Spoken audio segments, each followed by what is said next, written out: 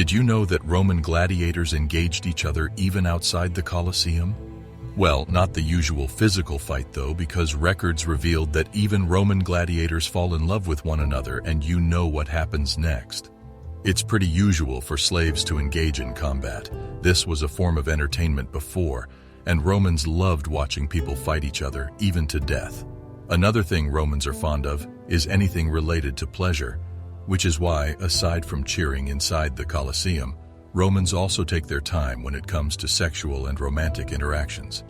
While strength, power, and masculinity were highly regarded in ancient Roman culture, there is evidence there is a decent number of homosexual gladiators, and these warriors would engage in relationships with the same sex despite these conventional gender roles. As expected, it's not smooth sailing, and sometimes they are severely punished.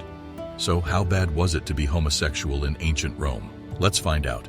Welcome to Crazy Histories, where we bring you the craziest and weirdest facts from human history. Some of the things discussed in this video may be offensive or disturbing. Viewer discretion is advised. Ancient Rome. Roman homosexuality has been elevated and regarded by philosophers as an admirable and respectable example of romantic love. However, the truth is that the Romans are partly to blame for the development of love and sex in the queer community. Their method was gritty and filthy, yet occasionally just as romantic. While there are flaws in how they do things, Roman love is praised in writings for its admiration of the sublimity and aesthetic qualities of male attractiveness. But again, it's a different story when words like gross, obscene, and lust are frequently used when describing their erotic customs. They perceived Roman homosexuality as being exhibited through wild orgies rather than genuine love. It frequently has connections to the infamous Emperor Nero, who was a hedonistic monarch who wed both genders. A man who, according to legend, enjoyed piercing as much as he did being penetrated by his handsome husband. Historians also criticized authors like Petronius, whose book The Satyricons became synonymous with Roman decadence, while writers like Catullus, whose works contain both graphic sexual imagery and sweet love poetry for both men and women, and the poets Martial and Juvenal, were repeatedly targeted for obscenity. This was because it was practical to demonize Roman vices. By doing this, the virtue of Greek homosexuality was emphasized, and those who condemned Rome's immoral practices received a comparable virtuous gloss. But the Romans offered a good example for those who did not feel the need to apologize for their desires, and a lot of examples were written in history books for everyone to see and read. Speaking of Nero, one of the most famous love stories between two gladiators was made into a play and was performed in front of him. If you are curious who these gladiators are, make sure to stick around because I'll be going into the details later. But for now, let's go back in time and discuss homosexuality between these warriors and how they do things for love, pleasure, and satisfaction. Homosexuality among Roman gladiators.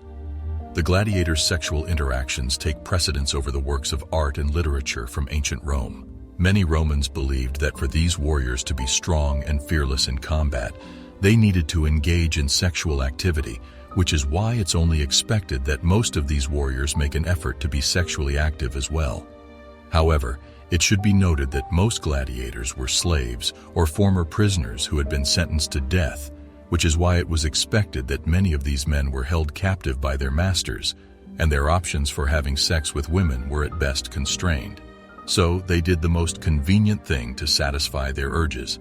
They developed romantic or sexual relationships with one another. Surprisingly, scholars revealed that most gladiators prefer to engage by forming groups. In particular, a group of fighters, let's say 4 to 6, would seize a recruit, and then the group penetrates him.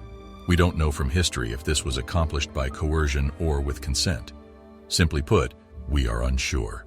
We do, however, know that sexus coitus aimed to assist the recruit in learning how to manage pain. Going back, gladiators are also ordered by their masters to engage with one another. This is a common form of entertainment during ancient Rome, and gladiators were told to do so as their masters watched them. But this is not always the case. Sometimes it gets a little too bloody. It was believed that their blood was considered the embodiment of sexual prowess, which is why people would cover themselves in the gladiators' blood before engaging in sexual activity. In fact, Emperor Marcus Aurelius did the same thing when he killed the gladiator while having sex with his wife Faustina and then covered her in the blood of the victim. Commodus, the son of Marcus Aurelius, is claimed to have been born only after this event, and since then, people who would want to successfully bear a child would take a gladiator's life and use their blood. Priscus and Varys. The tale of Priscus and Varys is one of the most well-known tales of homosexuality among Roman gladiators. While history books talk about their famous battle inside the Coliseum, there's another side of their story that is also worth to be told. Similar to Tetraides, little is known about Priscus and Varys. However, their ultimate battle was extensively documented. The fierce battle continued for hours, and the spectators who witnessed the event were left in awe as they watch on the edge of their seats. In the end, both warriors were spared. Emperor Titus presented both the rudis, a little wooden sword given to retired gladiators that symbolized freedom, while the audience cheered in appreciation. As free men, they both exited the arena side by side. Most people assumed that there was more than friendship between the two. Rumors even suggested that they fell in love while training, which explained their closeness. The punishment. While ancient Rome was quite liberal when it comes to same-sex relationships among warriors, it doesn't mean there's no punishment for those who go overboard.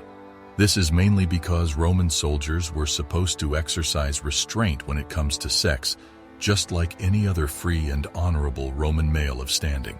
The Bellum Hispaniense, a book about Caesar's civil war, mentioned an officer who has a male concubine on the campaign. Because of this kind of incident, Augustus even forbade soldiers from getting married. This ban remained in effect for the imperial army for nearly 2 centuries. At the same time, having sex with other soldiers went against Roman custom. This was under their customs, which forbade having sexual relations with another freeborn male because the soldier maintained his manhood by refusing to allow others to use his body for sexual activity. At the same time, rape was a symbol of loss in wartime, so soldiers were often discouraged from exposing their bodies to sexual risk. As a breach of military discipline during the Republic, homosexual activity by other soldiers was punishable by severe punishments. At worst, soldiers were put to death because they engaged with the same sex. According to Polybius from the 2nd century BC, a soldier who volunteered for penetration would receive the fustuarium or club to death. Punishments were also given to those who abused their authority. Roman historians document cautionary tales of officers who abused their power to force soldiers into sex and subsequently suffer terrible repercussions. The newest officers were urged to bolster their manly attributes by refraining from applying perfume and shaving their underarm and nostril hair, as they might still have some of the juvenile appeals that Romans valued in male-male relationships.